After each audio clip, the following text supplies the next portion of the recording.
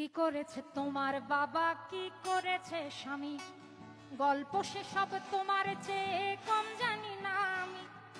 তোমার যত কীর্তিকলাপ সেও তো আছে জানা, ইচ্ছে করেই মুখ খুলি না, বলতে সব মানা। স্বামী বাবার নাম ভাঙিয়ে আর কত কালে খাবে, এবার ওদের ঘুমোতে দাও, আত্মা শান্তি পাবে। এবার ওদের ঘুমোতে দাও, আত্মা শান্তি পাবে।